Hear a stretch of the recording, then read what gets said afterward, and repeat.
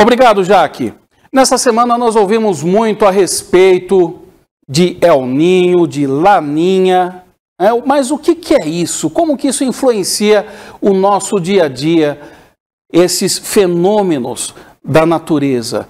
Para nos explicar, o professor Rodrigo Manzioni teve uma conversa comigo nesta tarde, onde ele falou da diferença entre esses dois fenômenos e especialmente como o El Niño, que agora se apresenta, como que ele vai influenciar o clima e o tempo no Brasil. Professor, é muito comum, né, nós sentirmos aí a influência do El Niño, né, que ele tem se apresentado com maior frequência, né, inclusive foi o nome que nós mais ouvimos desde os anos 90 para cá. E agora nós tivemos o efeito Laninha, né? Qual a diferença entre um e outro? O fenômeno El Niño, ele se trata de um resfriamento anômalo das águas do Oceano Pacífico que acabam modificando os padrões climáticos mundo afora, né? A gente tem algumas células climáticas que funcionam ali naquela região e quando a gente tem esse tipo de anomalia, eles alteram alguns padrões. Então tem áreas que ficam mais secas, áreas que ficam mais úmidas.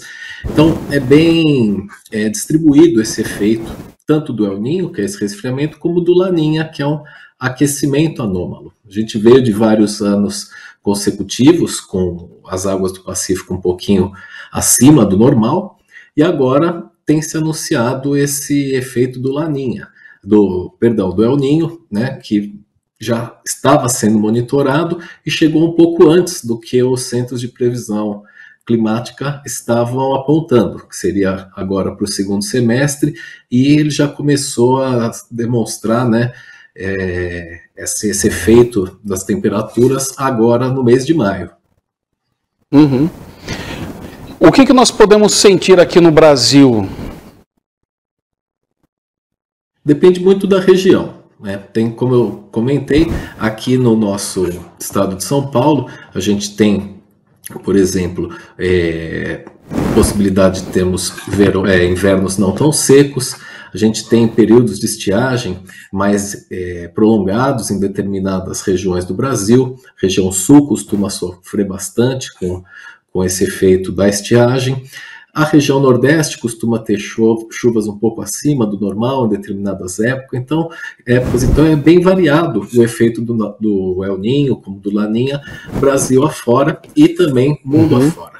A grande questão que tem intrigado os cientistas é que depois de um período tão grande de Laninha, como que será esse El Niño? Que pode se apresentar também com uma intensidade acima do normal e por um período mais prolongado. Isso tem que deixado os cientistas e os especialistas um pouco preocupados com o que pode acontecer, porque vários anos consecutivos de seca ou de muita chuva, aí a gente já tem efeitos mais sensíveis nas regiões agrícolas, nas próprias cidades e assim por diante. Nós então vimos aí como que vai funcionar, como que nós devemos estar preparados para essas mudanças climáticas que já acontecem a partir dessa semana. Mas o Bruno Biani, do CEPAGRE, vai nos trazer mais informações aí sobre o progresso desta entrada, desta mudança climática que nós teremos. Acompanhem comigo. Após um tempo em que as temperaturas da superfície do Oceano Pacífico Equatorial já vêm apresentando anomalias positivas, ou seja, temperaturas acima da média climatológica, os principais centros de monitoramento climático em âmbito internacional finalmente diagnosticaram a ocorrência do fenômeno El Niño, o estabelecimento do El Niño devido à magnitude dessas anomalias de temperatura e à persistência que elas vêm apresentando. O El Niño é uma das fases do modo de variabilidade climática El Niño Oscilação Sul, que possui uma fase neutra, né, situações típicas, uma fase negativa, que é o que nós chamamos de Laninha, que esteve em vigência nos últimos anos, até o início de 2023, e agora nós temos a ocorrência de El Niño. E o que isso significa para nós aqui da região metropolitana de Campinas, região de Americana? e de forma geral para o sudeste brasileiro. O principal efeito do El Niño no clima do sudeste brasileiro é manter temperaturas acima da média. Dessa forma, o prognóstico para o inverno, né, o trimestre junho, julho, agosto, é de temperaturas acima da média.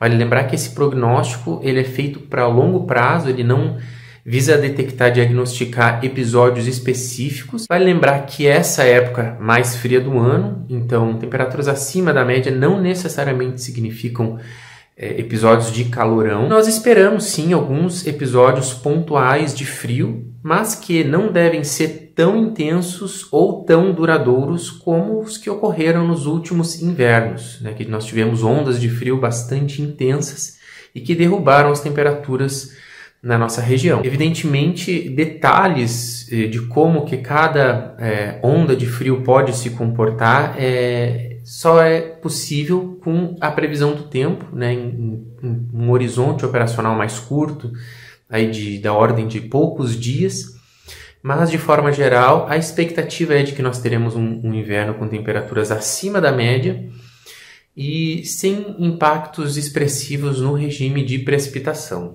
Acompanhe diariamente a meteorologia aqui na Rede Todo Dia. Eu sou Danilo Bueno para a Rede Todo Dia.